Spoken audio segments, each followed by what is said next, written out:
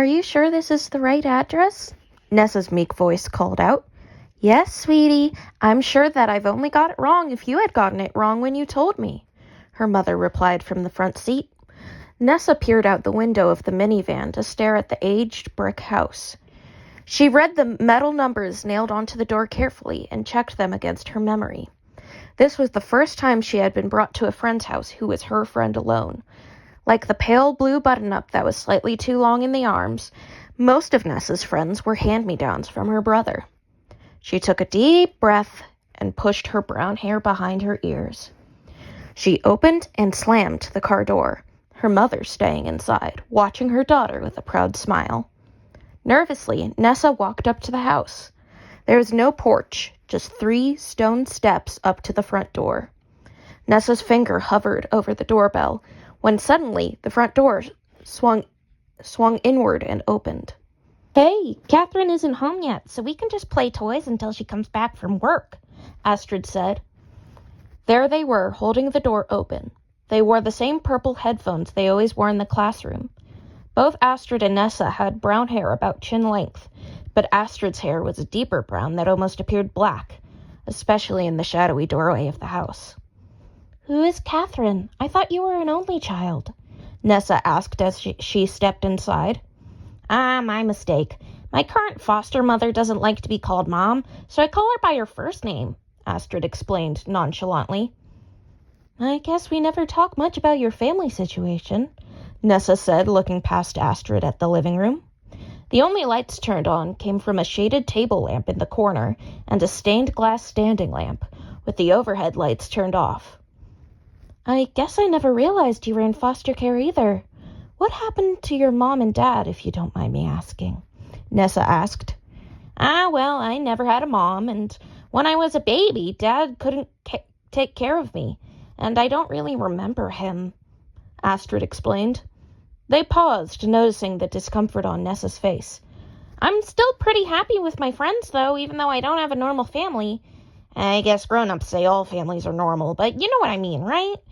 You've got a mom and a dad and a brother and stuff, so my life's pretty different from yours, they stumbled as they spoke, waving their arm around for emphasis. You said you wanted to play with toys first? Nessa changed the subject. She placed her tote bag full of sleepover supplies on the living room table and sat on the couch. It was surprisingly scratchy, even though it looked soft. Yeah, I got some dolls or stuffed animals we could play pretend with. I was thinking it could be fun to have pink power, save the stuffed animals from this dragon, Astrid ranted. For some time, the children played, and none of it was especially memorable nor relevant to the story at hand. About an hour passed by with play. What's your foster mom going to make for dinner tonight? Nessa asked, placing the basket of toys under the TV stand. For dinner, it's going to be spaghetti and meatballs, and then for breakfast tomorrow, we're going to have pancakes, Astrid replied enthusiastically. Do you have real maple syrup or fake maple syrup? Nessa hesitated. I'm pretty sure Mrs. Buttersworth is fake syrup, they thought aloud.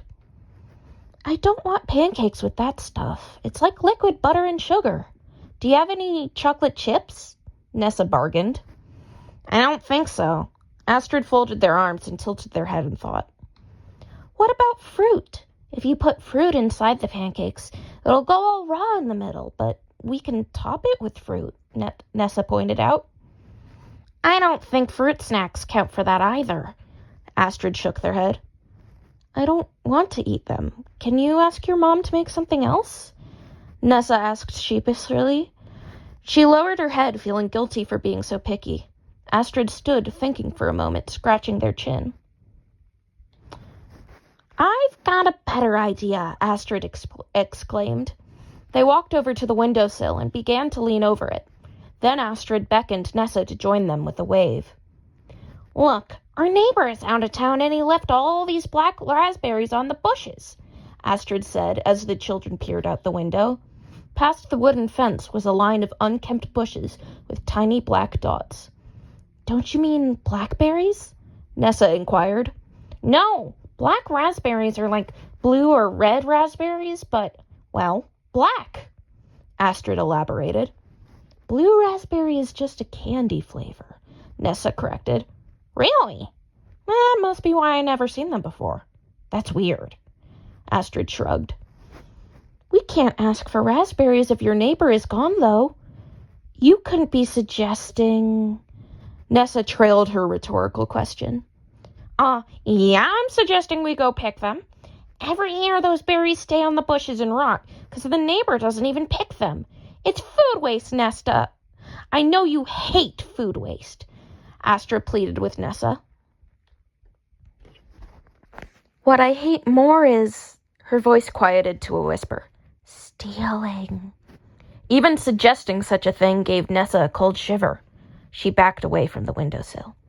It's not stealing if you wouldn't even notice them gone. This is like the most least illegal thing we could possibly do in order to get fruit for the pancakes. What else will we do, shoplift? You don't have any money, and neither do I, Astrid ranted. You could just tell your mom that I'll eat when I get home. I'm the picky eater here, Nessa relinquished. Your mom is picking you up at 11. I'm not going to let you starve when there's good berries feet away from our feet. Astrid swung their arms between the feet and the window to emphasize their point. Fine. I guess we are going to save food from being wasted. But how do you plan to get over the fence? Nessa prodded. How much weight can you lift? Astrid asked with a smirk. Mere moments, the two children went into the backyard and crouched behind the wooden fence. All right, you go first. I'll keep watch for danger, Nessa said. Danger? This is a neighborhood. What, is a bear gonna jump out at us? Astrid joked. Worse, your foster mom could come home from work and get us both in trouble, Nessa answered. She kept looking left and right worriedly. Fair point. How do I get back over to your side after, though? Astrid asked. There's a gate on this fence with one of those one-way locks. I think once you go over, you can open the locked gate from the neighbor's side. I saw one of my brother's friends do that with the same kind of gate once, Nessa explained. Why were they hopping the fence? Astrid asked. Boys are kind of stupid. They think it's fun to fall from high places, Nessa said, shaking her head. Does that mean I'm stupid too? Astrid inquired. If girls are blackberries and boys are raspberries, you're a black raspberry, Nessa said, choosing her words carefully. Good simile, Astrid complimented. Our teacher said it's a metaphor unless you use the word like, Nessa corrected. I think I was taken out of class when they were talking about all that stuff, Astrid explained. I see. Now, hop on my shoulders and go for it. We can't waste time, Nessa fussed. Astrid raised their left foot high to step onto the crouched Nessa's shoulder. Like a piggyback ride, they stood both feet firmly upon Nessa's shoulders and bounced their weight past and across the fence. The thud was so loud, Nessa felt as if the ground shook as Astrid made impact. Oh my God, there's blood everywhere! Astrid yelled out. Hold on, I'll find some bandages, Nessa said, pressing her face against the fence, unable to see her friend on the other side. Oh, wait, this is just crushed raspberry juices, Astrid called back. Don't scare me like that, you jerk, Nessa yelled. She stomped her foot grumpily, then a smile crept onto her lips with relief. Well, my knees are totally bruised, too. That's like inside bleeding, I think, Astrid responded. Nessa stood on her toes, trying to peek over the fence to see Astrid, but was too short. I'll tell your foster mom you fell off your bike, Nessa said. Oh, she probably won't even notice my knees, Astrid replied. They brushed the leaves and crushed berries off their knees and took 2 plastic bags from their jorts pockets. That's not a good thing, Nessa responded with concern.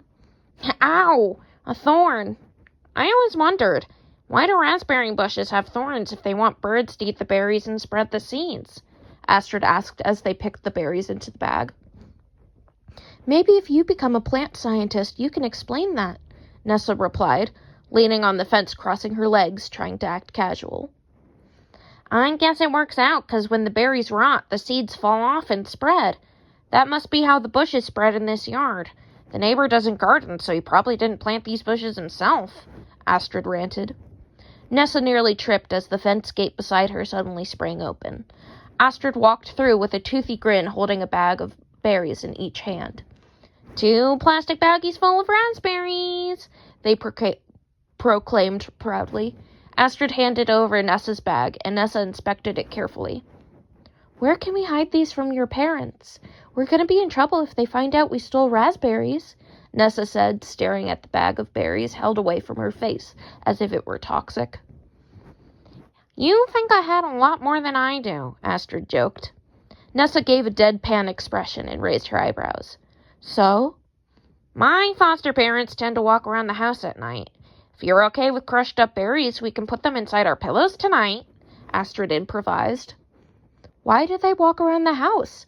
Nessa questioned. Safety, and to make sure I'm not keeping any secrets. They gestured air quotes with their fingers as they spoke. Do you keep secrets? She asked, staring Astrid in the eyes. The number of secrets I have itself is a secret, they said with an eye roll, walking past Nessa back into the house. So we crush the berries up by sleeping on them and put berry jam over the pancakes. How? You can't hide the bright red juice in the black berry skins, Nessa fretted as they re-entered the house through the back door. It's kind of hard to explain my idea in words, but I'll show you a trick to hide the jam with the spoon in the morning. Don't worry about it until then, okay? Astrid said, brushing off her worries with a dismissive hand wave. All this work for some jammy pancakes. Your foster mother must be the best pancake flipper ever, Nessa said. We'll find out. She's never made me pancakes before, actually. The children quickly went upstairs and hid the fruits of their labor underneath their pillows. Just in time. From outside, the rumble of the car engine signaled that Astrid's foster mother was home. Thus, the 2 kids scrambled down the stairs and into the driveway to greet her. Astrid's foster mother opened the car door and flipped her long, wavy hair away from her eyes. She was about as tall as Nessa's mother, but for some reason it felt as if she loomed over the children like a giant. Nessa figured it must have been the difference in the way she carried herself, both her posture and how she looked down upon the children. Hello there, Nessa. It's a shame your mother has already left. I would have been happy to meet her, Catherine said. Oh, yeah, now that I'm 8, Mom wants me to practice independence, so she wanted me to have a sleepover alone. Well, not alone exactly, but I think you get what I'm trying to say, Nessa muttered out. Has Astrid shown you the bed yet? Catherine asked, looking past Nessa to stare Astrid in the eyes. We don't have a guest bed, though, Astrid said. I thought I told you to give Nessa the bed in your room for tonight. It's only polite to give the bed to our guest, Catherine said passive-aggressively. I've actually got a sleeping bag, so I can sleep on the floor, Nessa argued. That's bad for your back, sweetheart. Come on, Astrid. Tell her you'll sleep on the couch, she retorted. I mean, it's up to you, Nessa, Astrid said. I don't like unfamiliar blankets. I really would sleep better with the sleeping bag, Nessa insisted. How odd. Well, I suppose the 2 of you kids are both special. You talk just like an adult. You must read a lot of books. Catherine's voice reminded Nessa of the sickly sweetness of fake maple syrup, or blue raspberries. Even though her words were polite, something felt artificial. I hate being talked down to, Nessa blurted out. I wasn't talking down to you at all, dear. I was complimenting how smart and mature you are. You really are just like Astrid. Don't be so emotional. Take a compliment, Catherine scolded her. A second car rolled into the driveway just behind the group as they were talking to each other. A man who must have been Astrid's foster father opened the car door with his head sinking low. Hey, kids. Listen, I've had a long day. I'm heading to my room until you call me down for dinner, yeah? The man said. He sounded like he put no effort in even pretending to be polite, as whatever job he worked had drained him entirely. Nessa just nodded along all evening. She bit her tongue and kept the complaints to herself through the undercooked spaghetti dinner and the scripted interactions between foster parents and foster child. It was as if Astrid assumed the mask of a normal son in front of their parents, which was only dropped when they were alone with Nessa. Lights out, kids. Keep your volume low so we can all get a good night's sleep, you hear? Catherine announced. Yes, ma'am, the children replied in unison. With one hand, Catherine slowly closed the door, and with the other, she turned off the light switch as she exited Astrid's bedroom. The children silently listened to her leaving down the staircase. Once the coast was clear, Nessa sat up in her sleeping bag. I don't like your foster parents much, Nessa admitted. Me neither, but Catherine and Jim are much better than anyone else and anywhere else I've been, Astrid said, flipping on a small reading light attached to their bed frame. That sucks, Nessa replied. You're telling me, Astrid joked back. They were smiling freely again under the dim glow of the bedside light. The children stared at each other silently for a moment, soaking it in. Are you really going to sleep wearing your headphones? Nessa asked. This entire time, Astrid was wearing their signature purple headphones. In fact, Nessa had never seen them without the headphones. Sounds bother me a lot more than they bother you, Astrid explained. Why not wear earplugs? Nessa asked. These big headphones that cover my ears make me feel safe. Astrid sounded uncomfortable. Nessa nodded to show she understood, then flipped to her side to fall asleep. Astrid flipped off the bed light, and before they knew it, both children were falling into sleep. In the morning, the children awoke to the scent of pancake batter hitting the pan. Soon enough, Catherine placed 2 plates with 4 pancakes each in front of Nessa and Astrid, then returned to the kitchen to make herself another cup of coffee. All right, pancakes at ready and spoon within my hand. You know what is under the table, so explain this trick to me, Nessa whispered. All right, dip the spoon into your jam carefully, Astrid instructed. Nessa dipped her spoon into the raspberry bag sitting in her lap. What now? Nessa asked. Drop the jam in between the 2 pancakes. Scrape as much as you can off the spoon so it doesn't look red, Astrid clarified. Cleaning it via mouth?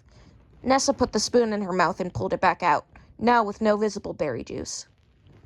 Now that we have a clean spoon, you press 2 pancakes into each other like so. Now we can eat them with our hands to better hide the jam center, Astrid explained. They held their pancakes close together to better hide the jam, and looked over their shoulder to make sure their foster mom didn't see. Oh, it's like a sealed pancake sandwich. Why didn't you say so? Nessa asked. I thought this was an original invention. I better cancel my paperwork with the patent office, Astrid joked. Are you 2 eating with your hands? Catherine asked, stepping into the dining room. Nope, just picking up crumbs on the table, ma'am, Nessa said, quickly assuming the pose of someone picking up crumbs. Catherine pointed to her eyes with 2 fingers, then back to the kids. The classic, I'm watching you signal. Then she left. You're an excellent liar, Astrid whispered. Look who's talking, Nessa replied.